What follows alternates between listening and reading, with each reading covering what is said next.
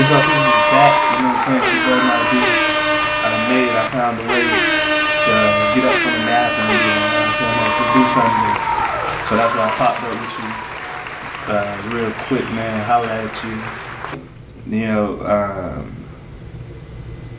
you want to talk about some fun?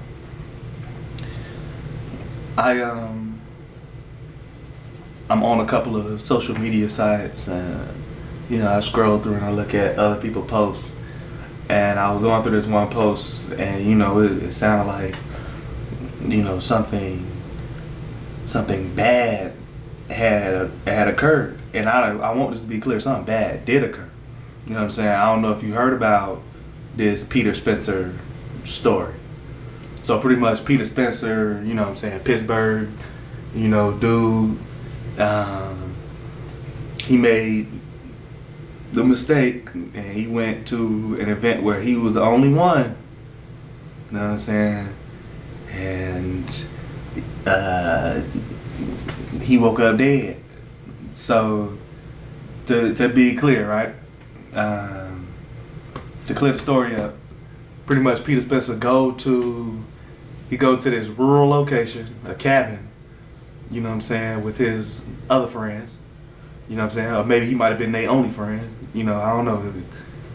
I ain't get that deep into my research yet. So Peter Spencer goes out there. His old lady drop him off, right? So after his old lady drop him off, she get a text, you know what I'm saying? Oh, I'm gonna stay the night. You know what I'm saying? She ain't run it back, you know what I'm saying?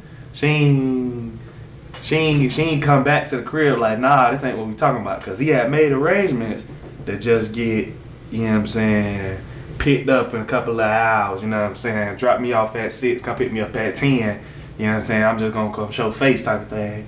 You know what I'm saying? I don't be feeling that obligated. I ain't gonna lie to you. You invite me to something, I'm gonna tell you no. Straight up, I don't feel no type of way about telling you no. I tell you no for anything, you know what I'm saying? You out here begging for $1, you know what I'm saying? If you was on fire, I wouldn't piss on you, you know what I'm saying? Type thing. Like, I ain't got nothing to do with that, you know what I'm saying? But pretty much, she ain't even run it back. I don't feel like I just hit my old lady up and be like, oh, you know what I'm saying? Drop me out to the little party, man. Come pick me up and, you know what I'm saying, at 11 o'clock. And then I text her, you know what I'm saying, when she get 10 minutes down the road, shit, I'm finna just kick it all night, come pick me up in the morning. That ain't gonna fly. I don't feel like that's gonna fly. You know what I'm saying? One, I don't feel like she gonna drop me off. I'm just saying, you gotta know who you with, you know what I'm saying? I don't feel like my partner would be that supportive of me going to a party and she just dropping me off. That shit gonna be a little sus. But whatever, boom. So he texts old girl, she texts him back, she ain't get no hit back. Boom. You know what I'm saying? His mama called him. He ain't get no hit back. Now, mind you, just so, you know what I'm saying, I keep this clear, this ain't no 30-minute ride or some shit like this. This is a 3-hour ride. So she done booked it.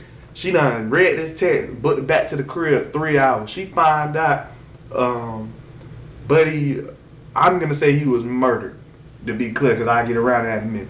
Buddy was murdered, you know what I'm saying, around 2 o'clock. She don't even find out till 9 a.m. So she done drove 9 a.m. and I think it said she was pregnant back out there. So it's noon. You just getting back out the way you dropped Brad just for them to tell you like, boy, he gone. But what are you even pulling up out here for? Type shit. But that's what old girl decided. So the reason I wanted to speak on this was because I seen a post talking about, you know what I'm saying, it was a black man lynched and ain't nobody talking about it. That is, you know, biased information. I just, you know what I'm saying, not saying I don't see nothing, I don't see no issues. I see issues all the time. I point them out if I see something, but I want to be clear that's not the part that I think is being unfair in the stories that I researched and found. In stories that in the Instagram post that brought me to it, I felt like they overwoke the post. You know what I'm saying? I think in these times you gotta be a little more simple with your information. Just say he black. He doesn't have to be the melanated indigenous, you know, person of color. He could just be black. Like we ain't fighting something that's sophisticated, and we don't need to start splitting up into like 1,000 pieces. I don't think that's gonna help us. First off, you know what I'm saying, know yourself, right? You know what I'm saying? If you gonna be black and go out to the woods with a whole bunch of white people and you don't got no fire, you ain't wanna come back. You know what I'm saying? We got too many examples for you to want me to feel some type of sympathy for a person who made that type of decision. If you make a decision to go out to the woods with a group of white people and you are black and you did not take a gun, you wanted to die. Not gonna feel sorry for you. I will defend you in your death, but I'm not gonna be here for the oh man. Ain't no oh man. It's like this is the same as star football player, you know what I'm saying, taking the advances of the white girl. Like, oh man, now your football career over. Like, nah, you was the first one. We didn't know this could happen. Head that boy. But anyway, beyond that, Peter Spencer. You know what I'm saying? Let's be clear, you know what I'm saying? I'm gonna pop the picture up, you know how I do. And yeah. He is old black friend looking at boy. So you know what I'm saying? You can look at the picture and tell, you know what I'm saying, but he don't got the thing. He ain't about to bust shit, you know what I'm saying? He wanna bust a grape to make jelly. So I ain't gonna concern myself too deep with what your boy Pete got going on.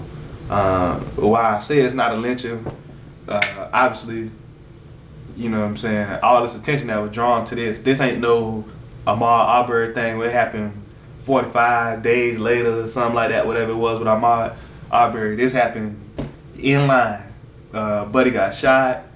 When he was shot, I want to say it was like 9 shots. The shots in the front of his body, you could see the burn from the barrel on it. So the gun was touching him at that time. He got 2 shots in his booty and 1 shot in his mouth. So, you know, hey, when the police saw that, the story that they was told was that he was being aggressive, and that's what they had to do to neutralize him. The police heard that story and was like, yeah, bet, but come ride with me.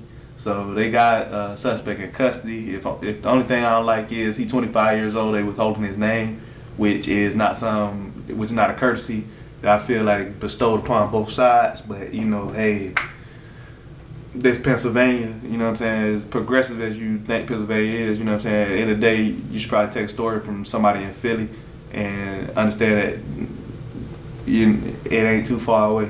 You know what I'm saying? That was a big mentality issue where people think, oh, you know what I'm saying, I'm gonna go north, I'm gonna get away from this, but niggas hate niggas too.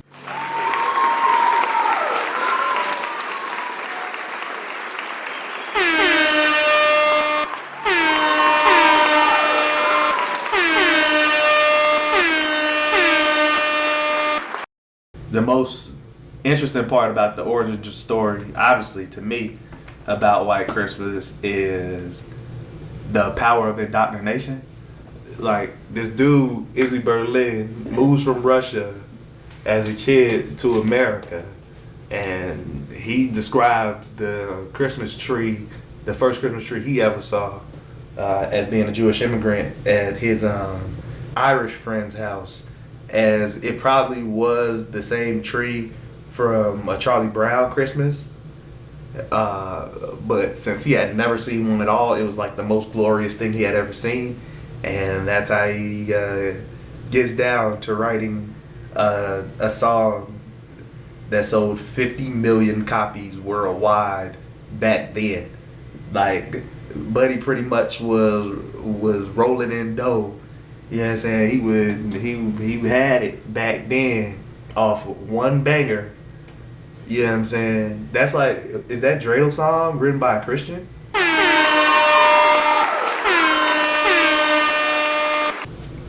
For Christmas, I got a boombox. Mostly because, you know what I'm saying, I'm a kid in them times.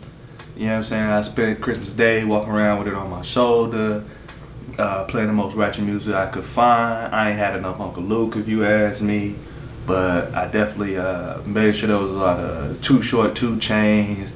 Anybody that I can get my mother to to cringe at. That's what I was going for. My dad he kept putting it in. He kept putting in the request for Donny Hathaway. I mean, if you black, that is the Christmas song, right? Like we at points where it's versions. Like you either like the Donny or the Chris Brown version, right? Like it's an easy poll. Y'all go vote on that. That'll be with the Spotify version of the show. You'll be able to vote on that poll. But you you already know, like on Christmas Day, the kids open up the presents, you know what I'm saying? When we start to actually get around cooking breakfast, there are certain songs that need to be played.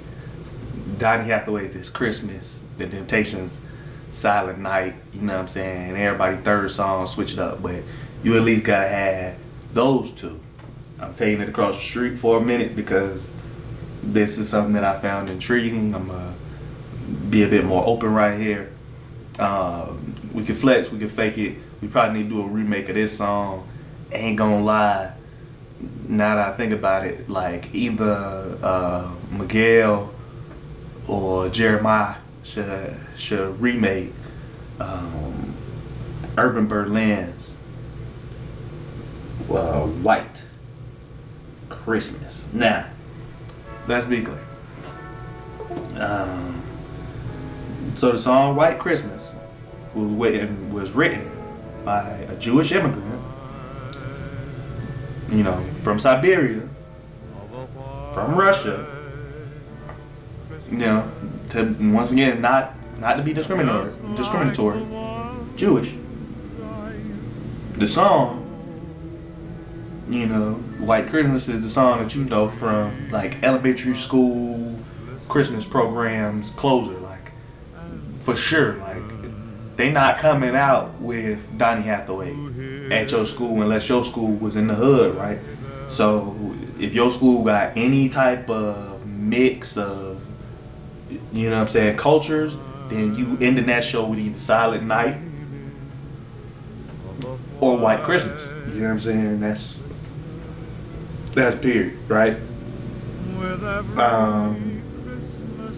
But just to be clear, you know what I'm saying? Not to be discriminatory, because it's not a joke. You can easily just Google this. The guy who wrote White Christmas, sorry.